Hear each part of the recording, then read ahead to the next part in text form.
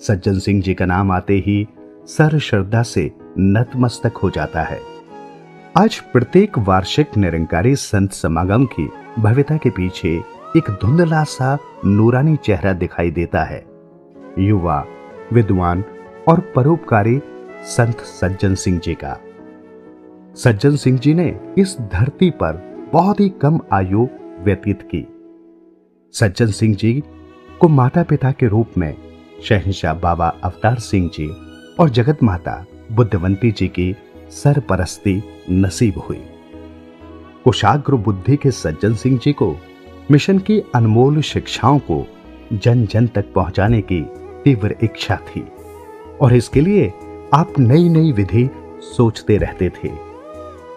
संत निरंकारी मंडल की स्थापना के पश्चात प्रकाशन और पत्रिका का लघु स्वरूप, जिसे सदगुरु दी लोड नाम दिया गया, ये सज्जन सिंह जी के प्रयास और योगदान का ही परिणाम रही। कहते हैं कि 5 प्रणों के निर्माण में भी सज्जन सिंह जी का योगदान रहा।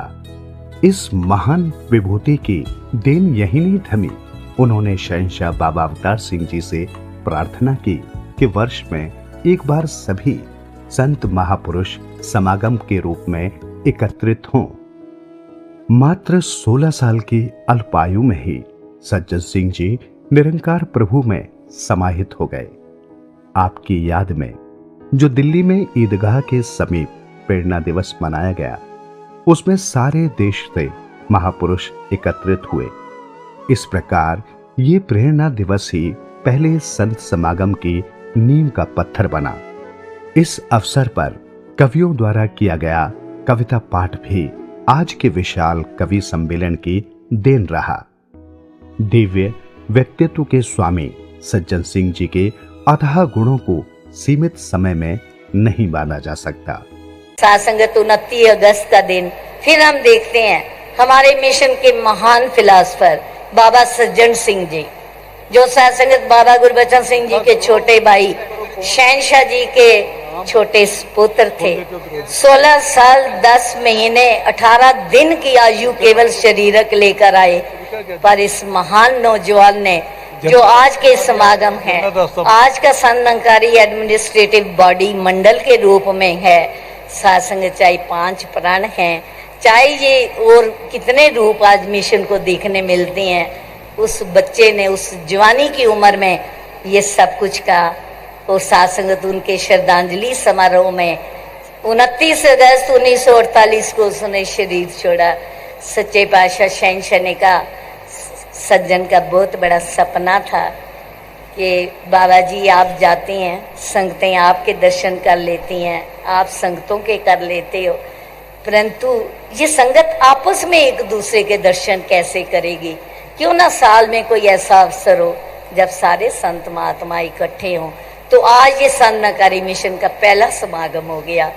और साथ संगत, ये केवल गिनती के महात्मा नहीं, अनेकों अनेकों संत महात्मा।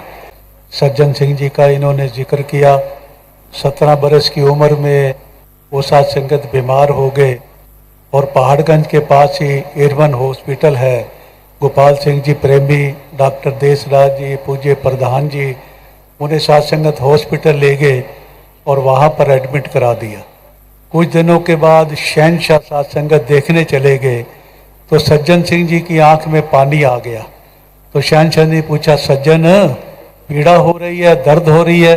तो बच्चा क्या कहता है, जिन्हें 1943 से ही पिता को सतगुरु स्वीकार कर लिया था, कहने लगा, शहंशाह दर्द नहीं हो रही, पीड़ा नहीं हो रही, लज्जा आ रही है, शर्म आ रही है कि एक छोटे से अदने से गुरसिख को देखने के लिए शहंशाह बाबा अवतार सिंह को हॉस्पिटल में आना पड़ा।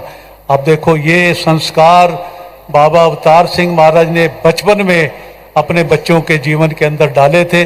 छोटे छोटे बच्चे गुरबचन सिंह जी, सज्जन सिंह जी जब आते तो बाबा बूटा सिंह पूछते, बच्चों रब कहाँ है? तो वो उछलकर उनकी गोद में बैठ जाते और कहते, बाबा जी आप ही तो रब हो, आप ही तो रब हो, आप ही तो रब हो। ऐसे संस्कार बाबा अवतार सिंह ने अपने 14 बरस की जिंदगी में साथ संगत पत्नी में, बच्चों की जिंदगी में डाले थे।